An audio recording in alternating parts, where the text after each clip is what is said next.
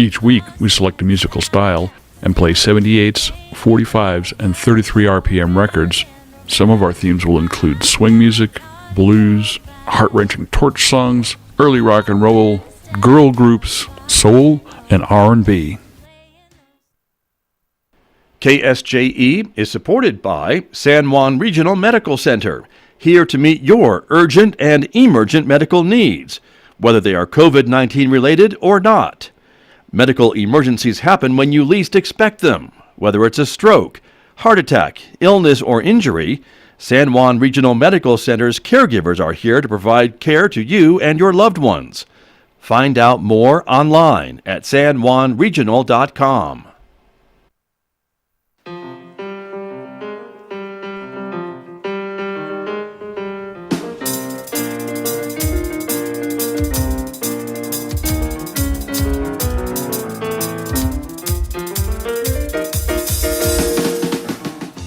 Ten minutes past 8 o'clock. It is Wednesday morning, June the 10th. Good morning, everyone. I'm Scott Micklin. Thanks for tuning in to KSJE, 90.9 FM over the air here in San Juan County, 103.3 FM over the air in Durango, Colorado, and of course streaming everywhere from our website, ksje.com. Welcome also to our viewers who are joining us live this morning for our visual radio program, streaming to the KSJE Facebook page and YouTube channel. I'm glad you're with us today as well. Coming up on the program this morning, my conversation with Katie Ashley. She is a pediatric physical therapist from San Juan Regional Medical Center. She'll be talking about the work she does in the community and also just about how important it is to keep moving during these times of stay-at-home orders and when our routines have been kind of disrupted. So hope you'll join us for that conversation. It's starting in the next few moments right here on KSJE. Then later on this hour, we'll take our weekly trip to the Encouragement Lab. Dr. Mike Hadabaugh is going to be joining me with some information about certain types of facts that he has run into, and so join us for that coming up today at 8:50 a.m. on KSJE. Our local information program about the coronavirus in the region features Farmington Mayor Nate Duckett this morning at 9 a.m. He'll be joining myself and my co-host Megan Cullop, so join us for that coming up this morning at 9. It's a rebroadcast, of course, at 5:06 on KSJE Radio this afternoon, but live at 9 a.m. on YouTube and Facebook. On the radio at 9 this morning, Mick Hess has a special 90-minute version of Roving with the Arts. Mick is playing the First Symphony from Anton Bruckner on the program today. And then, of course, Tracy Hales-Vass will be here at 10:30 for our local and regional author program right on Four Corners. And today, Tracy is speaking with local archaeologist Paul Reed about his published book, all about Aztec and Salmon ruins and the Puebloan heartland of the Middle San Juan. That conversation coming up today at 10:30. You can listen, of course, over the radio or online at ksje.com. In addition to Facebook and YouTube, don't forget you could also check us out on Twitter and on Instagram as well. Weather forecast, not as windy today. That's a forecast in and of itself, and we're looking forward to that. Mostly sunny skies and a bit warmer than it was yesterday. The high today in Farmington, 81 degrees, clear and 47 overnight tonight. It'll be sunny and 89 tomorrow, and a low near 60 for Thursday night. Mostly sunny and 90 on Friday, and then maybe a scattered shower developing Friday night, and maybe another chance for some scattered thunderstorms on Saturday and Sunday, with highs again in the mid-80s and overnight lows in the mid to lower 50s. Joining me now to talk a little bit about her job as a physical therapist with San Juan Regional Medical Center, Katie Ashley is here via Zoom this morning. And good morning. Thanks for joining us. Yeah, thank you for having me. You are welcome. And so talk to me a little bit about the job that you do with the hospital. You kind of wear numerous hats over there, but mainly what the job that you have is physical therapist? Yes, correct. So primarily I'm the physical therapist for our outpatient peds rehab clinic, which serves pediatrics birth to 13 typically. And we have physical therapy, occupational therapy, and speech language pathology. Got you. And so that seems like when you have a younger patient, that it has a whole other area of expertise and certain things you really need to be concerned about and watch for, as maybe opposed to doing the same type of work with an older patient. Does that make sense? Yeah, and it's one thing that really makes our job very special. We get the joy of helping a child develop in all of the areas, not just recovering from an injury and those things. So we get the pleasure of interacting on a social, emotional, cognitive, and physical level, which can be very rewarding. Right, I would think so. And you've been doing this now for 6 years. For 6 years here in town. That's great. And so, talk to me a little bit about what happens when a child comes to you, and what types of things that you can help with. I mean, we know physical therapy, but maybe not as familiar with some of the other types. Yeah, physical therapy in the realm of children is kind of most people don't recognize that that's something that we can help with. And so typically I see children with developmental delays of some kind, whether it's from just lack of exposure to physical activity to disabling diseases and conditions. So cerebral palsy is very common, torticollis, spina bifida, as well as just developmental delay globally. Right. And so, and I think, as you mentioned, folks are kind of surprised that maybe these services are available locally. Is this something maybe in the past they'd have to drive out of town for, or in other communities because we don't have someone like you in town? Yeah, so up until I believe about 8 years ago, San Juan Regional was providing very limited pediatric care within their outpatient rehab facility. And then they moved over to its own building that is specified for children. And so previously, you either had to go to like Carrie Tingley Hospital for your therapies, and that's quite a undertaking for families to drive at least once a week, 3 hours away to get the services that their kid needs. And so it's been a great opportunity for our families and our community to have something closer. Exactly. And the whole point, or one of the points of therapy, physical therapy and other types of therapy that you do is that regular appointments, right? You just can't do it once a month necessarily, can you? Right. So depending on the level of concern and impairments that we see, each child is different and has different needs. And so our plan of cares reflect that. So we will always cater our therapy to the frequency and intensity that you need. So I have some kiddos that come once a month and they have a home program that they execute at home. I also have other children that need more intensive care that come 2 to 3 times a week.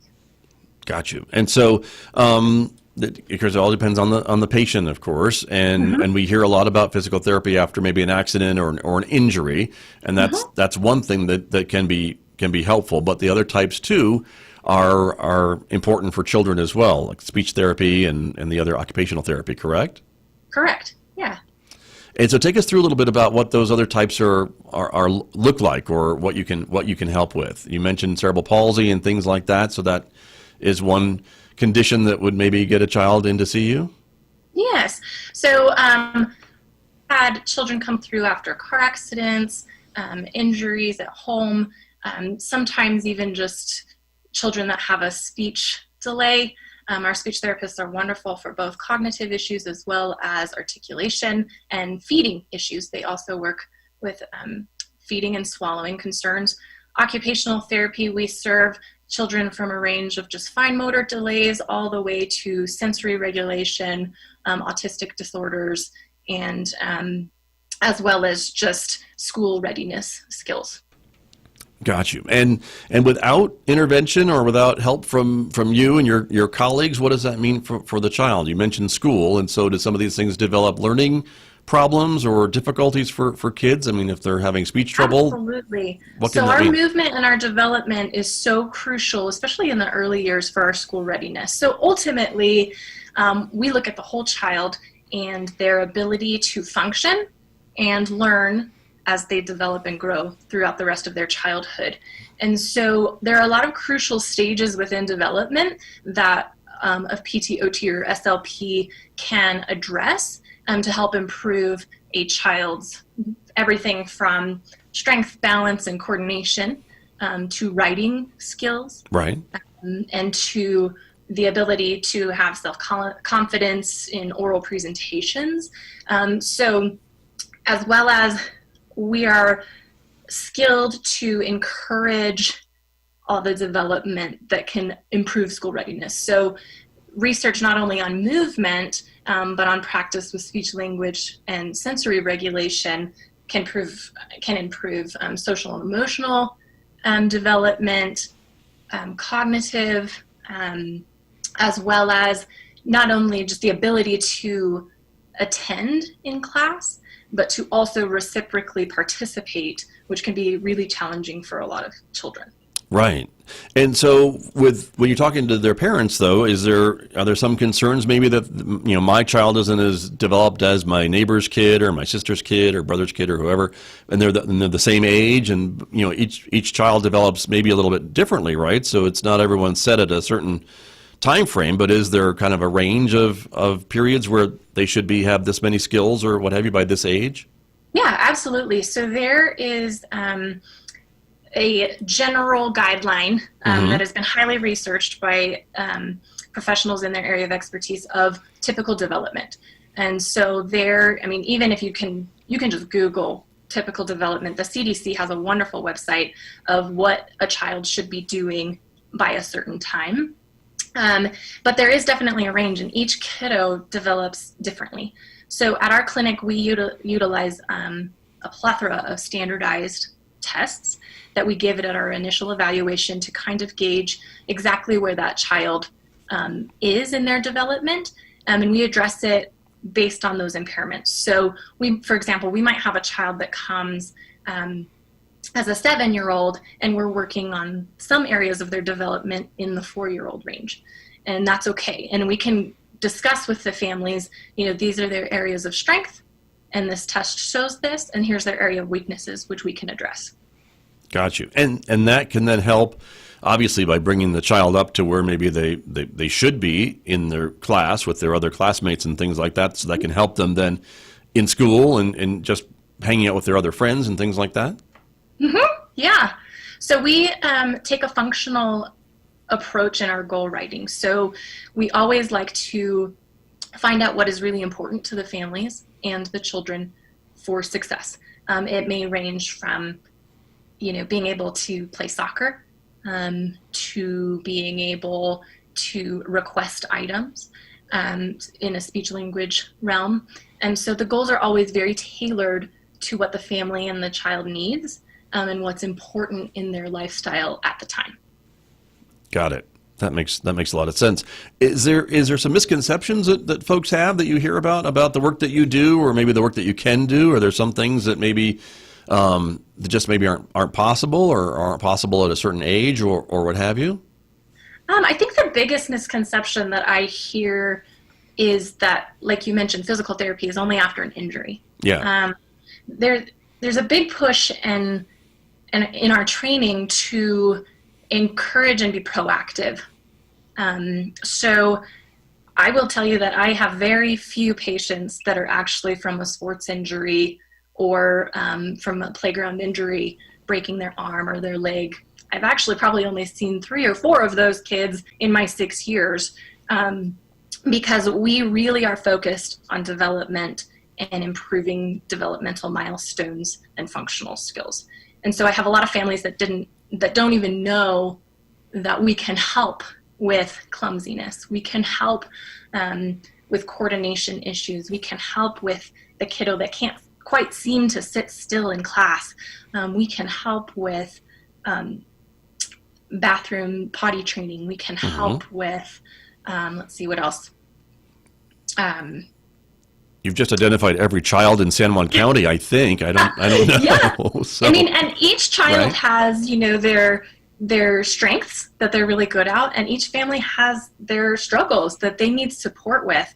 And so we are not just there to help after an injury. We're there to help your child develop as best as they can and give them as much support as we can as they're going through this very dramatic and fast-paced learning environment. Sure.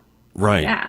Now, you mentioned clumsiness, which I think is interesting, because a lot of people might say, well, that's just growing up. That's just a phase, or they'll grow out of it. They'll get more coordinated, or things like that. Is there a way to tell when it's maybe not just a phase?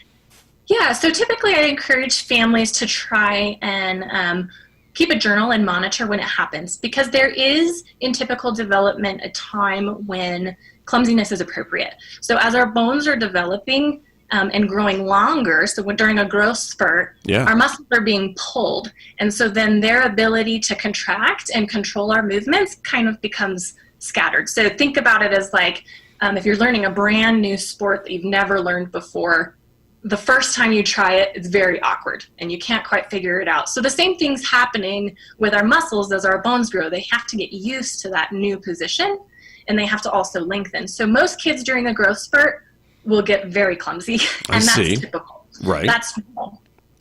But if it's something that you've noticed, they've just always been clumsy, or they learned to walk 8 months ago and they're still tripping and falling, those are the kiddos that I really can help support, because it's long term and there might be something else going on. Right. I understand, and that's a great way to explain it, so thank you. And so as you work with those children maybe that maybe learn to walk and are still tripping and falling and things like that, can you talk about some of the techniques or some of the things that you can use to help them? I know it depends case by case, of course, but is there some certain techniques you can talk to us about? Yeah, absolutely. So the three main things that I look at are strength, our range of motion, and our stability within that range of motion, and then what's called motor planning. So a lot of kiddos, as we're learning a new skill, our brain can kind of communicate with our muscles, let's try this skill this way and see if it works. And usually we're pretty accurate. But sometimes that motor planning can kind of go awry, and we spend a lot of time working with some kiddos on how to accurately plan a new or novel activity. And then we support that with a lot of strength, balance, and range of motion to increase their success. Okay.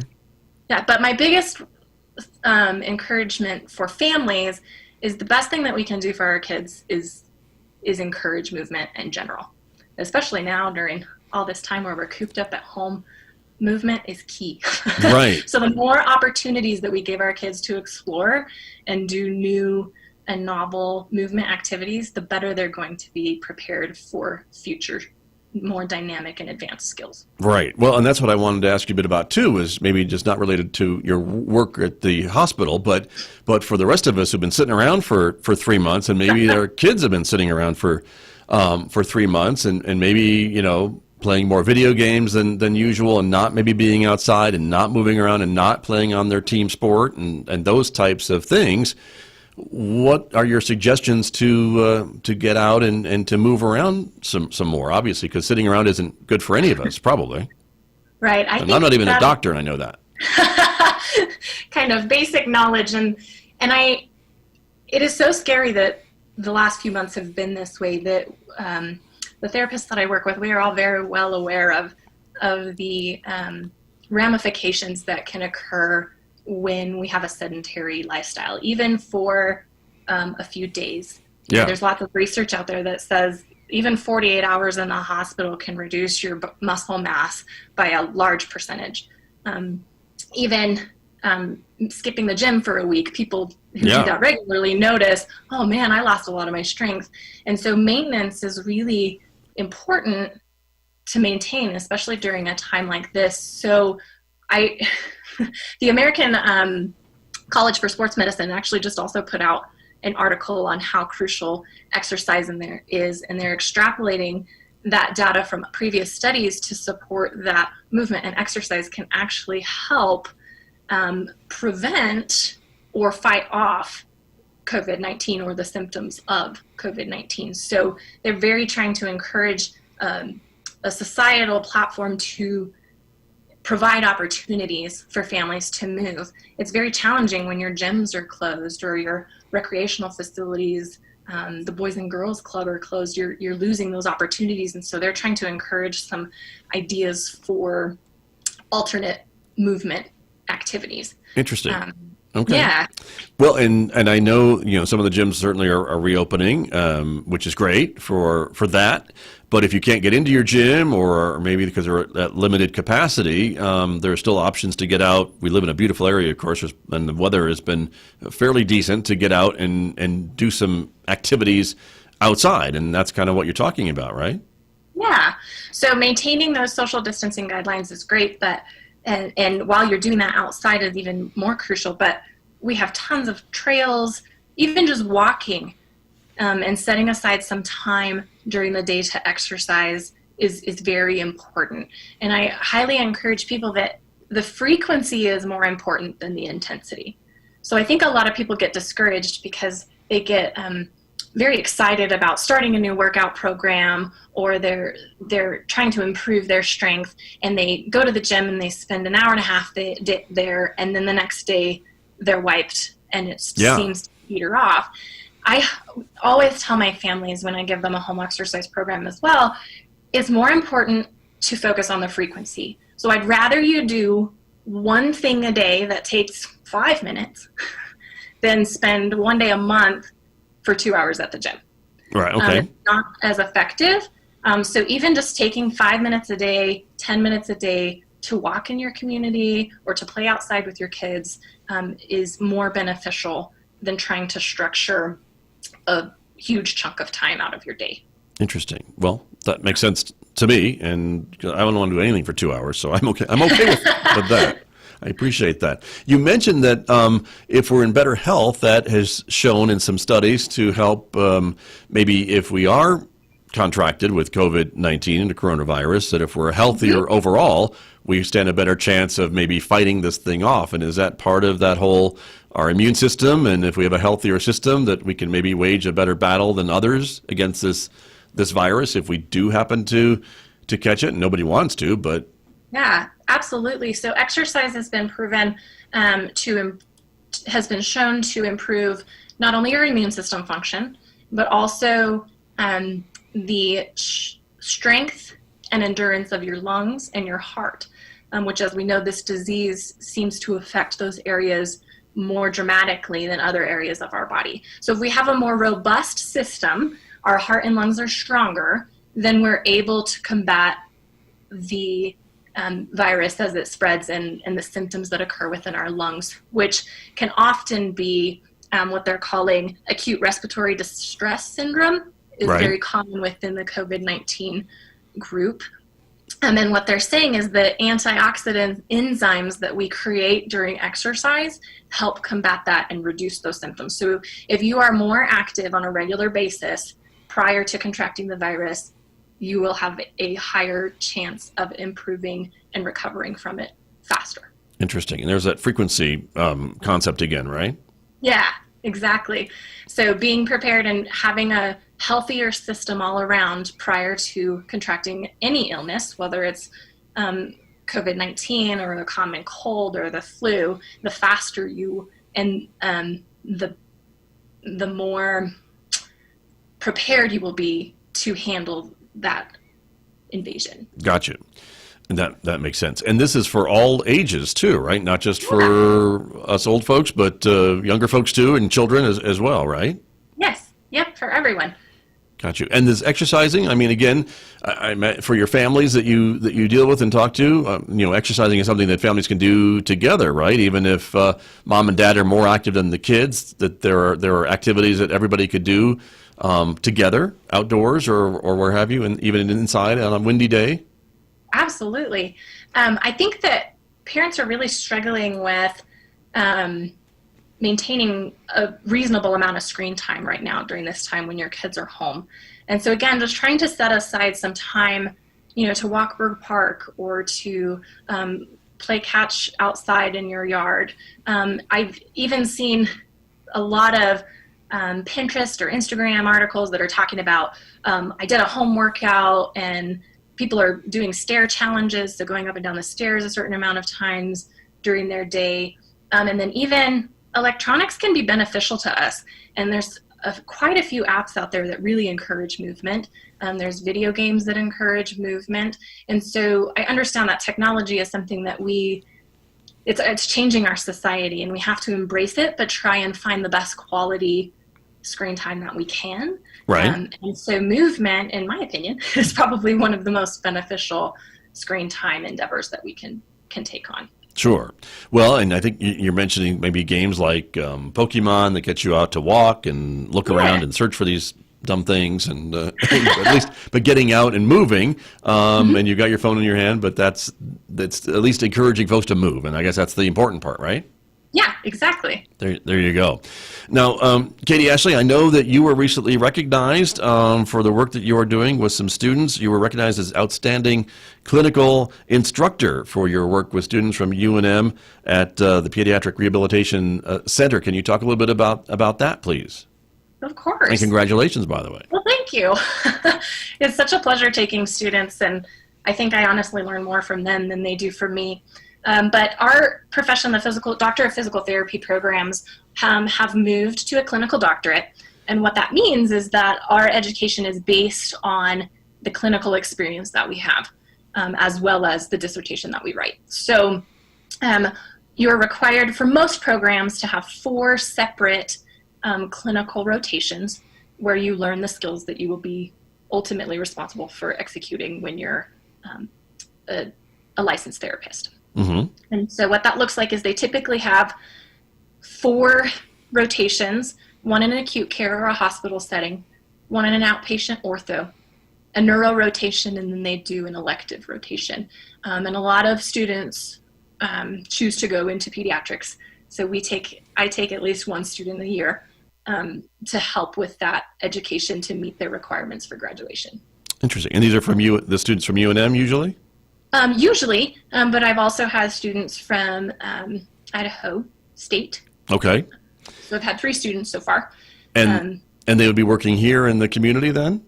Mm-hmm. So they are assigned to a site, and the hospital takes on way more students than those 3, depending on what area they're in.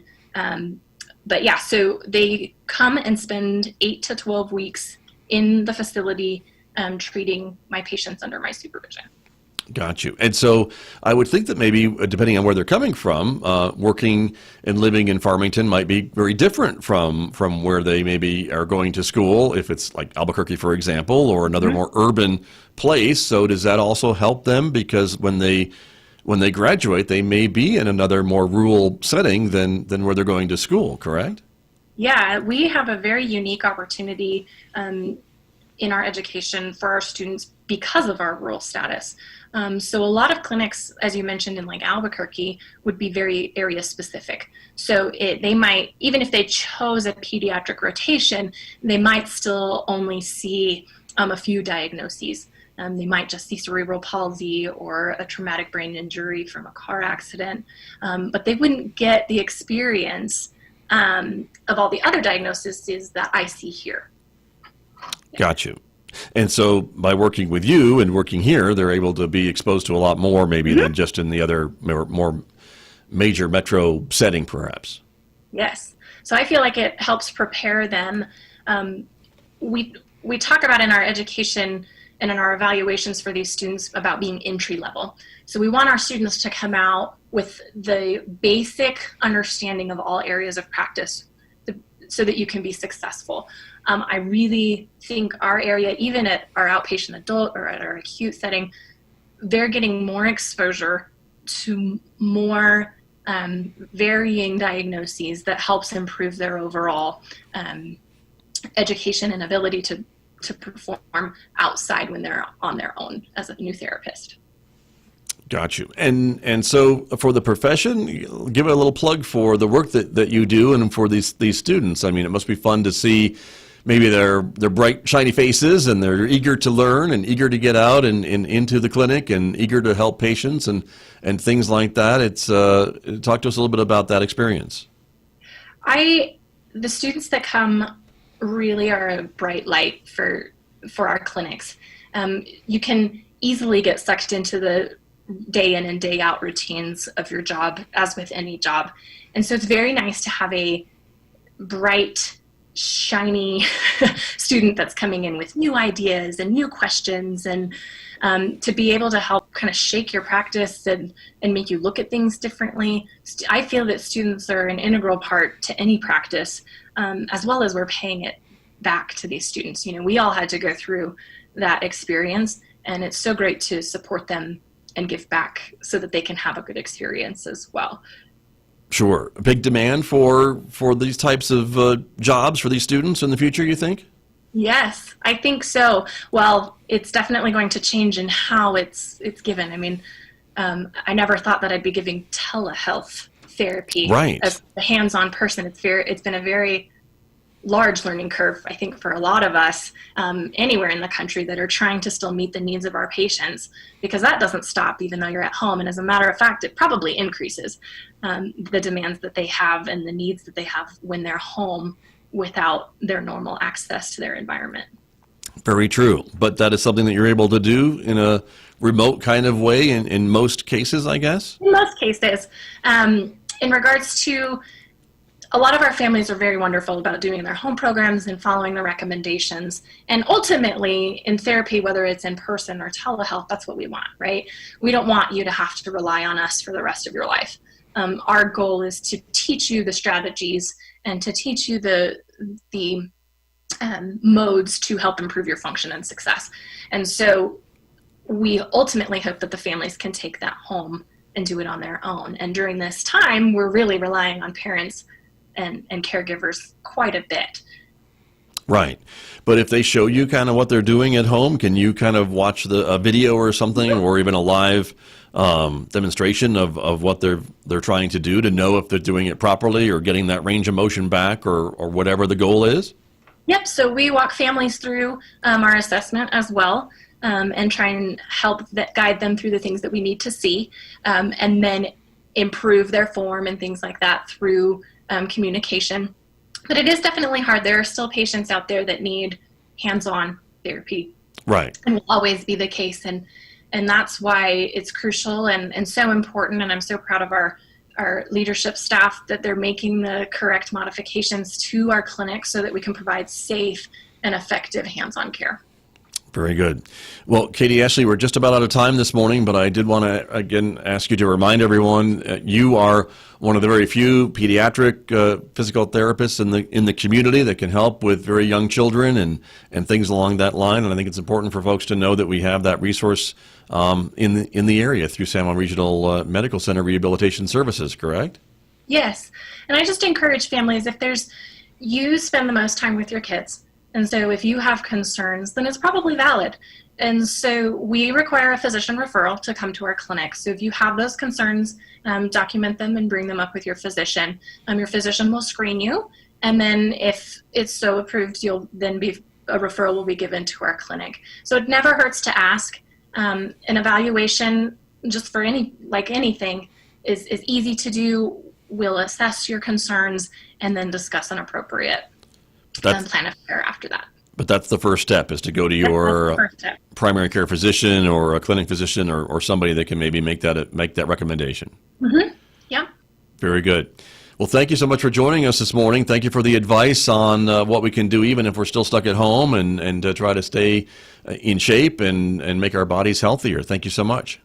Yeah, thank you, Scott. I appreciate it. You are very welcome. Thank you very much. That is Katie Ashley, my guest this morning from San Juan Regional Medical Center Rehabilitation Services on KSJE.